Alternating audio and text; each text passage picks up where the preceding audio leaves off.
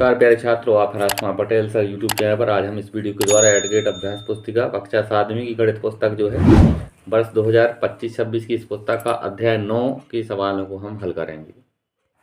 अध्याय 9 का नाम है परिमाप और क्षेत्रफल। इस पाठ के हम सवालों को हल करेंगे। सबसे पहले विकल्प है, पहला प्रश्न क्रमांक पहला है, किसी आकृति के घेरे की लंबाई को कहते हैं परिमाप। सी ऑप्शन को सही कर लेंगे। दूसरा प्रश्न है, दिए गए आयत की परिमाप, तो यहाँ ये चौड़ाई और ये लंबाई है, तो यहाँ परिमाप होगी इसकी 2p/2q। सी विकल्प को सही कर लेंगे। तीसरा प्रश्न है, पाई का मान होता है, तो पाई का मान होता है 22/7। बी ऑप्शन इसका सही होगा। चौथा प्रश्न है, 15 सेंटीमीटर त्रिज्या वाले वृत्त का क्षेत्रफल, तो इसका क्षेत्रफल होगा 225 पाई वर्ग सेंटीमीटर। ए विकल्प सही होगा। पांचवा प्रश्न है, एक आयताकार मैदान की लंबाई 40 मीटर तथा चौड़ाई 30 मीटर है, तो आयत का परिमाप होगा, तो आयत का परिमाप होगा 140 मीटर। बी ऑप्शन को हम सही कर लेंगे।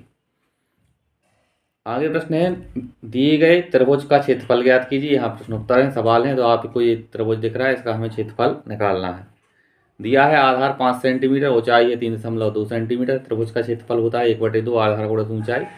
फॉर्मूले में मान रखेंगे 1/2 गुणित 5 गुणित 3.2। 3.2 को 2 से काटेंगे 1.6, 16×5 80 और 1 अंक बाद 8 वर्ग सेंटीमीटर हमारा आंसर आ जाएगा। सातवां प्रश्न है, एक वृत्ताकार तस्तरी प्लेट की परिधि ज्ञात कीजिए जिसकी त्रिज्या 14 सेंटीमीटर है। तो हम जानते हैं कि परिधि बराबर 2πr, 2 गुणित 22/7 और त्रिज्या का मान दिया था 14 सेंटीमीटर। 7 से 14 काटेंगे 2 बार, 22 दूनी 44, 44 दूनी 88 सेंटीमीटर हमारा ये आंसर आ जाएगा। आठवां प्रश्न है, दी गई आकृति में त्रिज्या ज्ञात कीजिए। यहाँ आपको एक आकृति दिख रही है, इस आकृति की हमें त्रिज्या निकालनी है। हम जानते हैं कि वृत्त का व्यास त्रिज्या का दोगुना होता है, तो d बराबर 2r। ए भी व्यास है, व्यास बराबर 4 सेंटीमीटर, त्रिज्या होगी OA बराबर 4/2 यानी 2 सेंटीमीटर। नौवां प्रश्न है, यदि एक समांतर चतुर्भुज का क्षेत्रफल 28 वर्ग सेंटीमीटर और आधार 60 सेंटीमीटर हो तो ऊंचाई ज्ञात कीजिए। समांतर चतुर्भुज का क्षेत्रफल होता है आधार गुणित ऊंचाई। आधार है 7, ऊंचाई हमें निकालनी है, क्षेत्रफल है 28। 7 को हम इस साइड पक्षांतर करेंगे, गुणा से ये भाग में आएंगे, तो 28/7 बराबर h। h का मान आ जाएगा 4, अतः ऊंचाई 4 सेंटीमीटर होगी। 10वां प्रश्न है, प्रियांशु 14 सेंटीमीटर त्रिज्या वाली एक वृत्ताकार प्लेट को 2 बराबर भागों में विभाजित करता है। प्रत्येक अर्धवृत्ताकार प्लेट का परिमाप ज्ञात कीजिए। वृत्ताकार तस्तरी की त्रिज्या होती है r बराबर 14 सेंटीमीटर, तब प्रत्येक अर्धवृत्ताकार तस्तरी का परिमाप जो होगा अर्धवृत्त की परिधि धन व्यास, तो 1/2 गुणित 2πr गुणित 2r। तो यहाँ πr धन 2r, तो यहाँ 22/7 गुणित 14 धन 2 गुणित 14।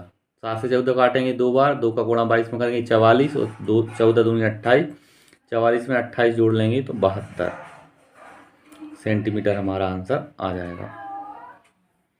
आगे देखिए 11वां प्रश्न है, एक वृत्ताकार बगीचे का व्यास दिया है 10.2 मीटर, उसका क्षेत्रफल ज्ञात करना है। तो व्यास दिया है 10.2, 2r बराबर 10.2, r बराबर आएगा 10.2/2, त्रिज्या का मान आएगा 5.1। अब क्षेत्रफल का फॉर्मूला आएंगे πr वर्ग 22/7, पाई का मान गुणित 5.1 गुणित 5.1, तो जब गुणा करेंगे तो आएगा 572/7।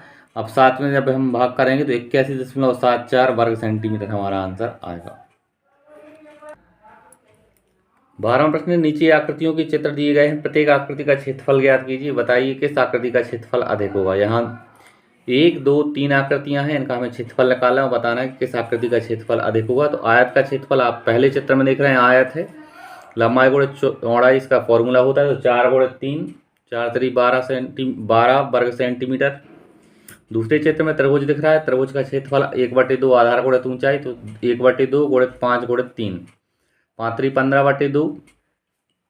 तीसरे चित्र में समांतर चतुर्भुज का क्षेत्रफल का फॉर्मूला लगाएंगे, आधार गुणित ऊंचाई 3.5 गुणित 2.5, गुणा करेंगे तो इसका आएगा 3.5 में 2.5 का गुणा करेंगे तो 8.75 वर्ग सेंटीमीटर हमारा इसका आंसर आएगा। तो हमें पूछा था कि अधिक क्षेत्रफल किसका होगा, तो 12 वर्ग सेंटीमीटर जो आप देख रहे हैं यहाँ पहले चित्र में, आयत का क्षेत्रफल सर्वाधिक होगा।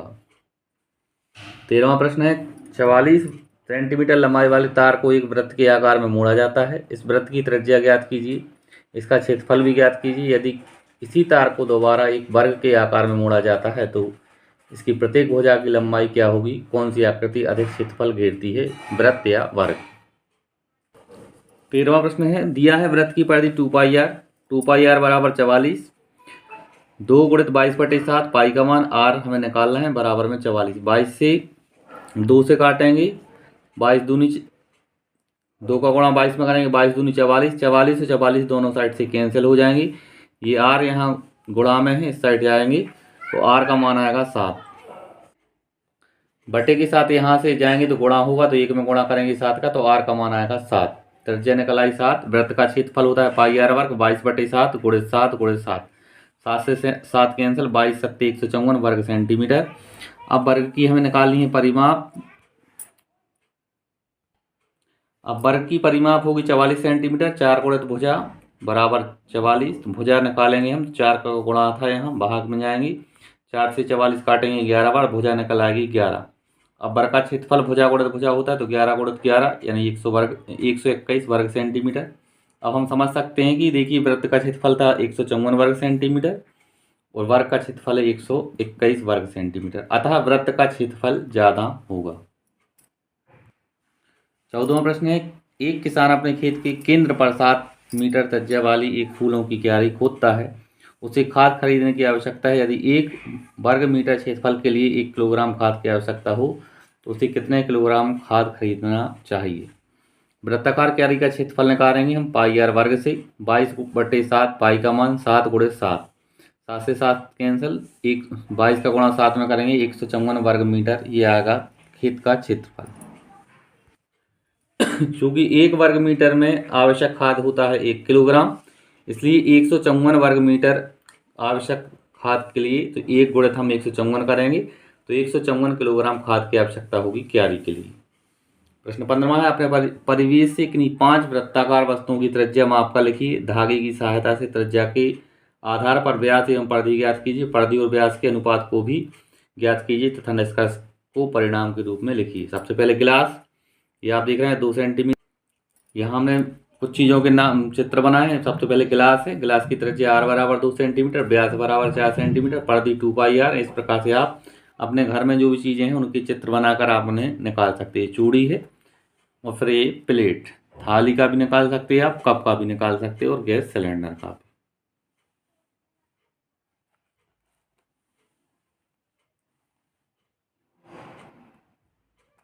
इस प्रकार से प्यारे छात्रों, इस वीडियो के द्वारा हमने अध्याय 9 परिमाप और क्षेत्रफल पाठ के सवालों को पूरा किया है। अगर आपको वीडियो अच्छा लगे तो चैनल को सब्सक्राइब करें और वीडियो को लाइक करें। धन्यवाद। जय हिंद, वंदे मातरम।